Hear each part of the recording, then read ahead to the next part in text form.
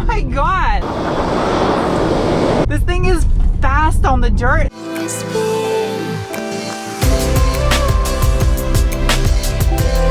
Hi, people of the interwebs. It's your favorite abandoned warehouse, Sarah here with another truck review.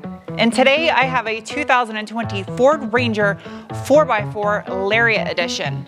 The Ranger and I actually have quite a bit of history. My grandmother taught me how to drive a manual transmission in her 94 Ford Ranger 4x4 with a 4-liter V6 and a 5-speed manual. Unfortunately, we did not get the Ranger Raptor here in America, so this Lariat trim model is fully spec'd out and is high up in the Ranger model lineup as you can possibly get. Regardless, I think this is a good looking truck no matter what model you get. I like how it has the honeycomb over here on the sides of the grille, and you can see the big front mount intercooler behind the Ford logo and a stack of radiators back there as well. This Lariat Edition, like I said, is spec'd out with everything. So it does have the FX4 off-road package and the black appearance group, which gives you these black 18-inch wheels wrapped in 265/60 hand-cooked tires, which I really wasn't a fan of these tires last time I reviewed a Ranger and took it off-road. They didn't do that well in the sand.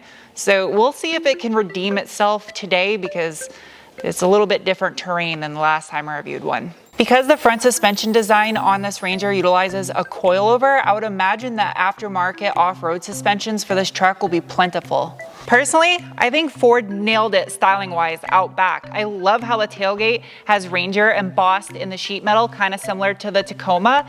And the taillights on here, I know it's hard to tell on a red truck, but they remind me of the taillights on the 1980s generation Ford Ranger, the shape of them.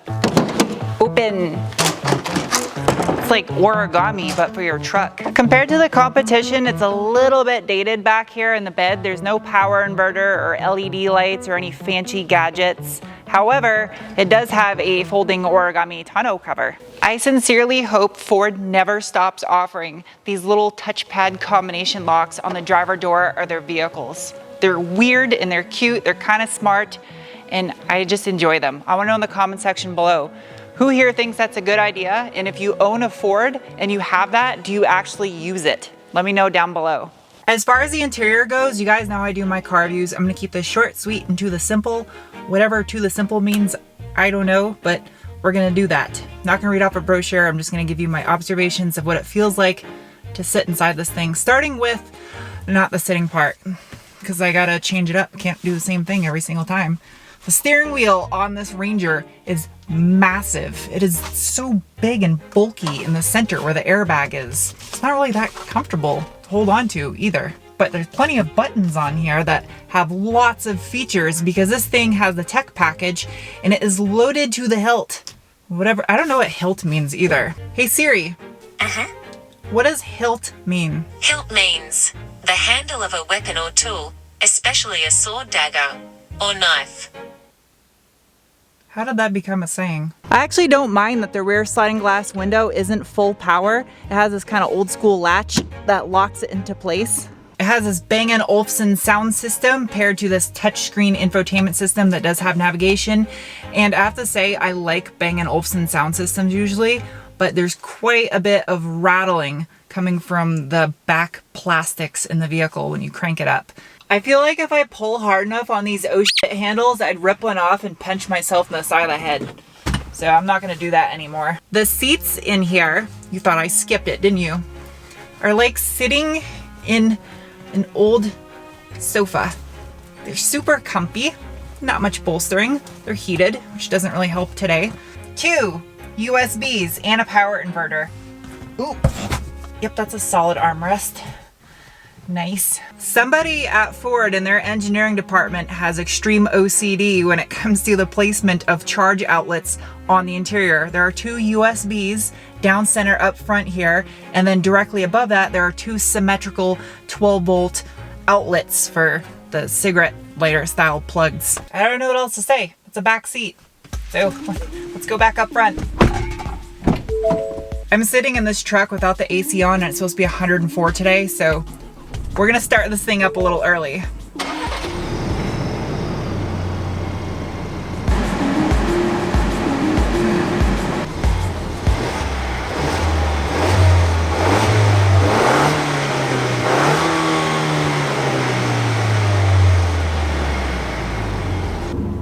I sense a little bit of enhancement to the sound of that engine, but either way, it sounds decent. And it's weird on D-Cell, even though this is a 2.3 turbo 4-cylinder, I sense a little bit of sound effect from the older 3-liter and 4-liter V6s. It's weird how it has a similar tone to it. This right here has to be the most satisfying e-brake I've ever ripped on before, and I really hope they don't go to an electronic parking brake in the next generation. I like this. All right, let's take this thing for a rip, off and on road. I'm gonna start out in 2-wheel drive, and I'm only going to use 4-wheel drive if I absolutely need it, or if I get to the end of the trail and I haven't used it yet, then I'll just try it out on something, I guess. And I have the terrain select mode just in normal. So actually I am going to turn off traction control though, and I'm gonna lock the rear diff, just make it more fun in the desert.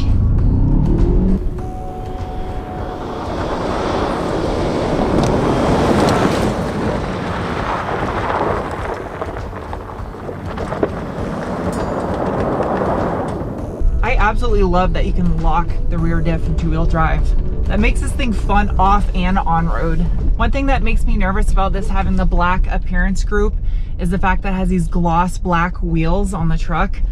I don't want to scratch one on a rock, and they are 18s, so I got to be very careful where I position this thing, especially going through an area like this wash. Personally, I would take the base model with the 16-inch steel wheels, because that just looks rugged for off-road, although they'd have to be powder coated white. Oh, cool.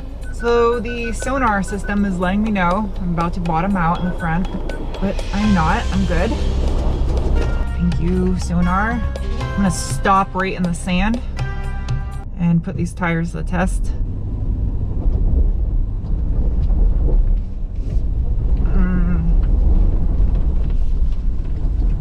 Let's just give it hell.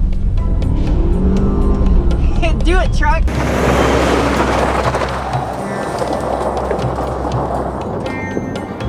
There's a little bit of hesitation when you floor it, even if the traction control off. The truck has to like think about it for a second.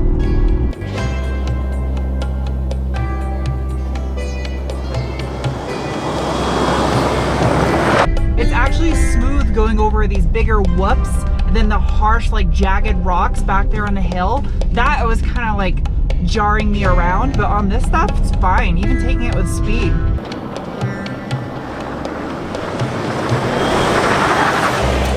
All right, we're at the hill that I test all my vehicles on off-road, and I'm gonna do it in 2-wheel drive, see what it'll do. But again, that's more of a test of the tires than anything, because this is a pickup truck.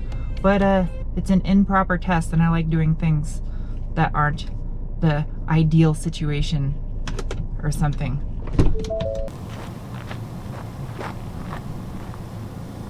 Leaving it in 2-wheel drive, rear diff is locked still, and I'm not using the train management, just gonna let it eat, see what it'll do. Get it, little truck. Come on, you got this. You got this. You do not have this.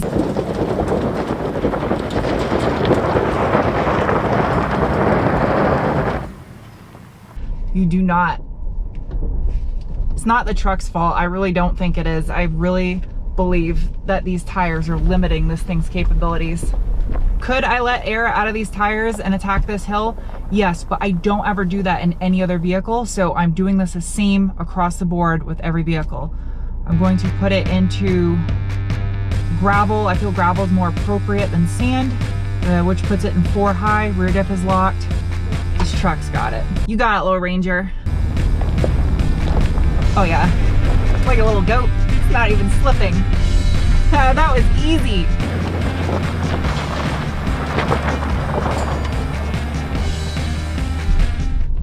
Easy, easy, easy. I really do think it is the tires on this truck, because that wasn't even a challenge in 4-wheel drive.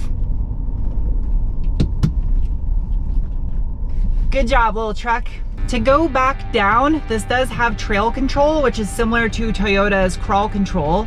And I'm going to enable that just for fun and set my speed at 1 mile per hour is a little slow. We'll do 3 miles per hour.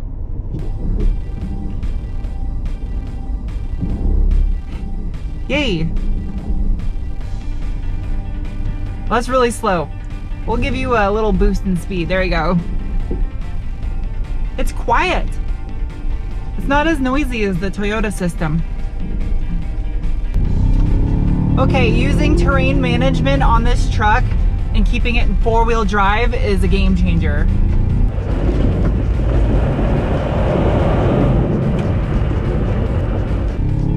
Oh my God, this thing is fast on the dirt in four-wheel drive.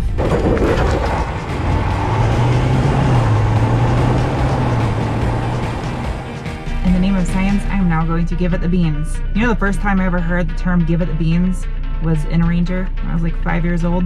That's where that came from. I'm putting it into sport mode. I am turning off traction control and I'm gonna lock the rear diff. This is kind of pointless though. Instead of having paddles on the steering wheel or being able to move this thing sequentially, there is a button to change gears. They might as well just get rid of that. Keep in mind, it is 102 degrees right now, so this truck is definitely heat soaked in this weather. Ready? Go. Oop. There we go. Dude, this thing has got so much grunt. Beans are engaged. I don't want to let off, but I have to. Okay, that's good enough. Dude, if you were to put a tune on this thing and a turbo back exhaust, this truck would be a beast. Even heat soaked, it's still quick. Hello, and welcome to Garage Science with Sarah. Powering this 2020 Ford Ranger is the same engine that was powering it in 2019. It is a 2.3 liter EcoBoost 4-cylinder. It produces 270 horsepower at 5,500 RPM and is possessed by robot demons, and 310 pound-feet of torque at 3,000 RPM. Are you done, truck? You good? You good? Okay.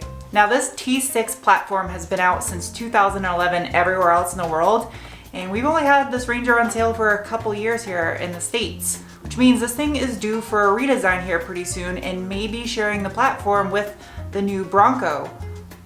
Okay, it's time for the braking test. No one behind me? That was really weird. I feel like I just stomped on a robot. It wasn't really that aggressive of braking. It was like sliding on a carpet across a hardwood floor or something. Hi, I'm back.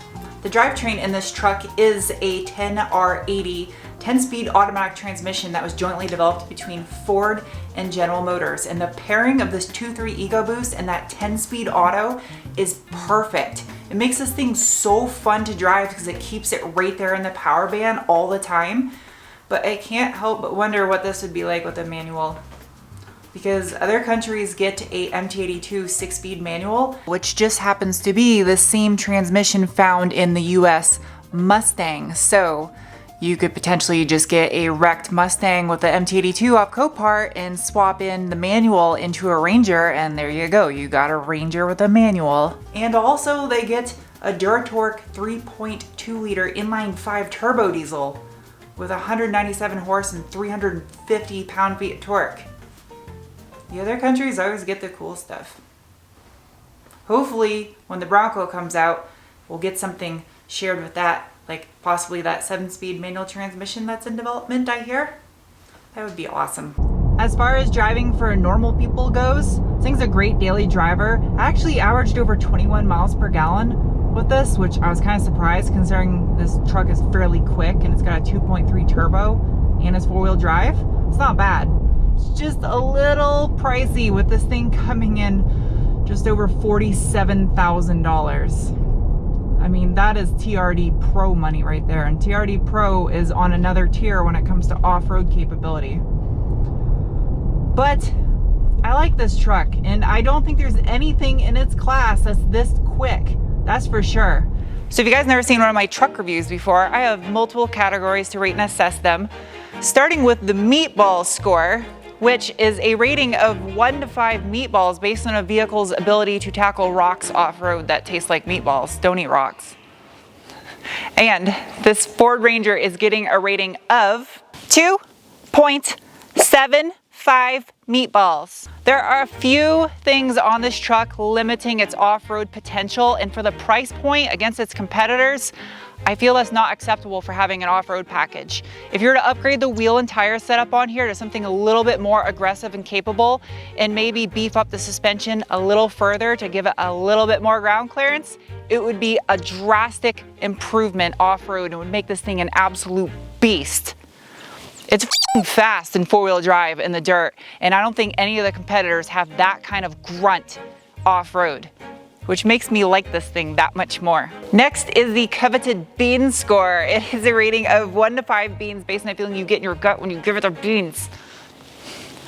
The Ford Ranger with the 2.3 EcoBoost and the 10-speed auto is getting a rating of 1.5 beans.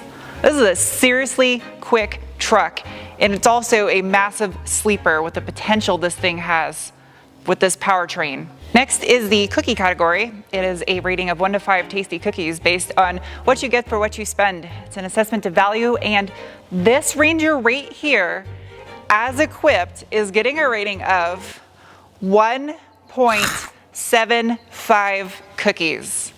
After taxes, this thing is going to be over $50,000, and I'm sorry, when I think of Ford Ranger, I do not think of spending $50,000+ on a vehicle. It is a nice truck. It has got plenty of features and specs. It's fun to drive, but that's just way too much money. And this is not a problem just on Ford and the Ranger. A lot of manufacturers have this issue with making vehicles way too expensive. I feel if you get the XL version with the same drivetrain and 4x4, for $30,000, that is a steal. Won't have as much tech features, but you could customize it and do your own thing, and I think that is a great option for this truck. Lastly is the Penguin score. It is a rating of 1 to 5 penguins based on how much I personally like a vehicle.